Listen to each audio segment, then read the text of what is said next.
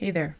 Welcome to Discover the Divine You. My name is Kimberly Nicole. Right now I'm on a journey to figure out who the real Kimberly Nicole is, who I was divinely created to be. So I created this podcast in hopes others could benefit from what I'm learning and the different ways I'm connecting with a higher power. I created this space for honest conversations about healing, creativity, spiritual growth, and learning to reconnect with myself while living presently in my life. I'm a mom of 3. I have a job. I'm in 12-step recovery. Real life happens every day. So this is a space of no pressure, no expectations, no perfection, just progress. A journey towards finding peace, clarity, and connection to something bigger than ourselves, going from chaos to calm. So here we go. I'm so glad you're here to take this journey with me. Let's get creative. Episode 37, I am worth less. Good day. My name is Kimberly Nicole, and this is another episode of Discover the Divine You. I have a topic that is difficult for me today. It is self-worth. And guess what? I missed the days of my 90 and 90. And my self-worth is hanging in the balance. Is that true? Or is that just a thought that I'm having? Well, let's explore that, shall we? It is most definitely a thought that I'm having. It is not truth. It is not facts that my self-worth is now in some way damaged or lessened because of my humanity. One of the things that I will often say to you is that being human is like my least favorite thing because it means that I am fallible and I make mistakes, and I don't love that. And it's really easy for me to be like really gracious with other human beings around imperfections, but for me, not so much. I'm not so good at that. So my self-worth, I've talked about self-worth in general in past videos, specifically about how our worth does not change. We were created by a power greater than ourselves, and our worth was established at creation. That's it. Period. Full stop. It doesn't matter what we say or do or think or feel or how we act. Our worth is not going to change. And I feel like it's hard for me to speak on this differently than I already have in other videos. And I don't really want to repeat myself, but I also am a creature who learns more through repetition.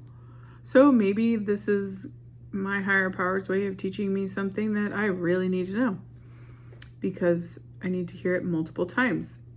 And I often link my worth to the things I do or don't do. So for instance, if I screw up in a way or something happens in a way that I don't plan it to, then I failed. Or my children don't behave the way I want, then I'm a bad mom. Or, our finances aren't where I want them to be, so I suck at finances. All these negative thoughts are wrapped around my worth. And so undoing that is a lot more challenging than I expected it to be, because when I heard this nonsense of mindset and positive self-talk and all this baloney, I thought it was a while back when I first started it, I assumed you'd be like, okay, cool, I'm going to start thinking positively, and boom, I was just going to think positive and everything was going to be magically delicious and feel fabulous, and nothing bad was going to happen again, and I was just always going to be super chill and like relaxed and cool like a cucumber because I decided to speak kindly to myself. Well, I just thought of a story that I'm debating on sharing with you from my very, very back in the day past. But I don't know how to share it without censoring myself so that the algorithm won't take me out of the game, because there's certain trigger warnings I need to give you. And also, yeah, there's lots of stuff that goes into this. So I'll be vague. And if anyone wants details, call me up. But basically, there's a point in my life where I would inflict pain on myself for a very specific purpose, or after very specific events would unfold, mainly anything that happened that I could not control. I would then take the control into my hands by inflicting that pain on myself. That way I was controlling something, right? So when there's lots of feelings and lots of emotions and lots of like anxiety, depression, and negative crap coming at me from outside sources that I could not control, that's when my instant defense was to take control into my own hands by then inflicting pain on myself, which makes no logical sense to my recovered brain. It's like, sweet baby girl, why would you hurt yourself more than other people are already hurting you? That's insane, right? Which is also not a nice way of talking to myself. But yeah, so I would hide the fact that I did that, I thought, very well. And a guy that I thought I was dating, who ended up not thinking we were dating, which is a whole nother ball of wax, he ended up noticing and turned me in to one of my counselors at church. And I was pissed off. And that counselor was one of my favorite humans. He was a very kind-hearted person and helped me a lot in my life. I owe him a great deal. And at the time I was participating in this, young adult thing in college, and it was for just college kids that he was like, well, I can't allow you to continue doing this if you don't get help. And I was like irritated, but also relieved, because finally someone even saw. Like, I had been doing that for years and nobody noticed. And so I went to a therapist, and said therapist was very frank. In my brain at the time, he did not have a bedside manner at all. But if I were to go see him now, I'd be like, this guy is kick-ass. I love his style, because he said what I needed to hear, whether I wanted to hear it or not, which is one of the reasons I fell in love with my my therapist that I just graduated from. Anyway, I feel like when I went in there initially, I was just going there because someone was forcing me to go. And I sat down and I felt like my worth was literally nothing. I was lower than the lowest of the low. Like, I was underneath everyone else. My feelings of being nobody's worse or better than anyone else, that wasn't even something I could fathom at the time. I was just worse than everyone, and my worth it did not matter. I didn't matter, is how I felt at the time. I know today that that's not true, but back then I really, really believed it. And so I sat in this room for the first time with this person, and I just kind of remember being quiet most of the time, because I didn't know what to say. I didn't want to incriminate myself, and I didn't want to hurt any of my family's feelings by, calling anybody out, but I also needed somebody to blame, right? And so anyway, he asked me a question. He said, what do you want? Like, what are your dreams? Where do you want to be in 5 years? And I was like, I want to be a mom. That's always been one of my dreams, is to be a mom. And he said, well, if you keep doing what you're doing, there's no way that you're going to be a mom. And I was like, what? And he said, this self-deprecation is going to cause, and then he listed off some diagnosis. And then from there, anytime anyone does anything that isn't in your, like that you don't approve of or isn't perfect, like if anyone messes up, you will push them away and you will end up alone. You'll do it to your kids, you'll do it to your spouse, you'll do it to your friends, you'll do it to everybody if you keep going down this path. And he said, do you know what self-deprecation means? And I was like, no. And he said, well, he said the SHIT word, but he's just like, you're crapping on yourself. Like you're like physically you're taking a dump on yourself. Is that what you want to do? And I was like, well, that's just gross. Of course not. But the thought that he put in my mind that there is a possibility that I would end up alone. And in that time of my life, being alone was literally the worst thing I could ever imagine. It terrified me to think that I would hurt my kids and push them away, hurt them by pushing them away. And that I would like ever try to force someone to be perfect. And that if they weren't perfect, I would just discard them. That was terrifying. And I never, ever inflicted that pain on myself again after that. I definitely thought about it. I definitely changed the way that I did hurt myself. I did, eat too much, ate stuff I was allergic to, knowing I was allergic to it.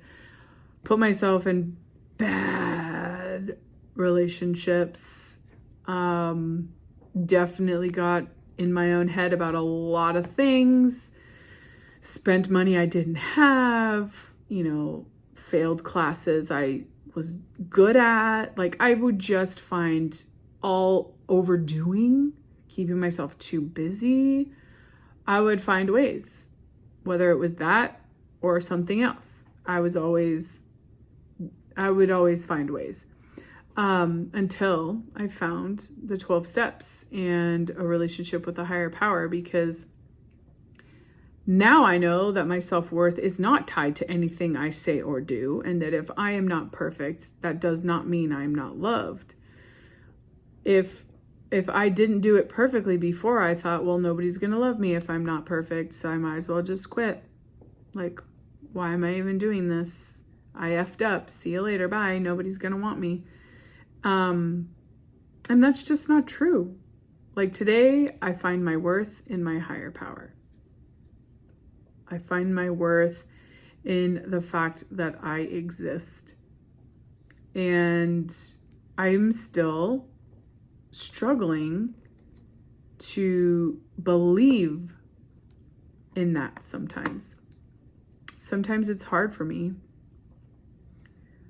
Sometimes I let the negative thoughts come back into the forefront of my brain, and sometimes I dominate my thoughts with positivity and happiness and higher power way of thinking.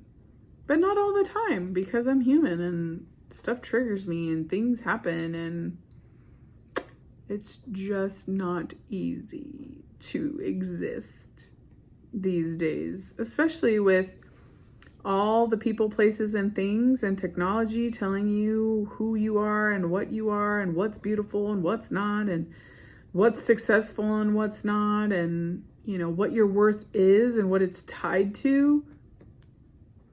Mine isn't tied to anything. It's tied to one thing or one person, and that is my higher power. And higher power could be a family. Higher power could be heaven. Higher power could be the universe. Higher power can be whatever feels safe and right to you.